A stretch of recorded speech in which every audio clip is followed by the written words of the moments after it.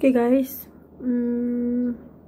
after so long, dulu saya kan dah pernah buat YouTube, tapi tiba-tiba macam banyak benda yang berlaku, saya berhenti buat YouTube.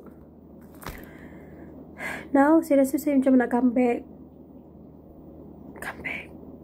tak comeback sangat lah kan. So saya rasa saya nak buat balik YouTube. Saya harap korang support lah saya. Boleh tak? Boleh please? Boleh lah support. Saya nak buat YouTube ni. Kalau korang support, saya nak buat hari-hari video. So video ni kita akan banyak talk je lah. Saya just nak tahu kan, sebelum saya buat video balik dekat YouTube ni, saya nak tahu, nak survey dulu macam video macam mana yang korang suka tengok, konten apa yang korang suka tengok untuk YouTube,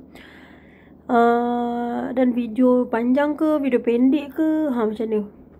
Boleh tak korang bagi idea dan bagi semangat kepada saya ni yang tak tahu dah, tak ada semangat dah dalam hidup ni.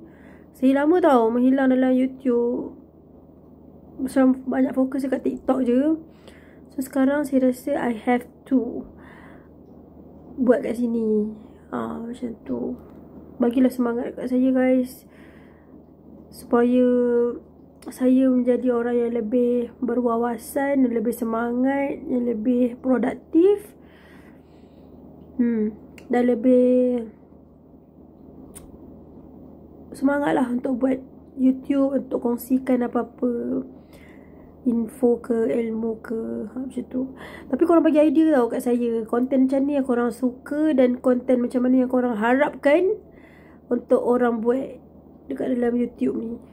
So that saya boleh lah start kan. Bagi semangat Okay, bye.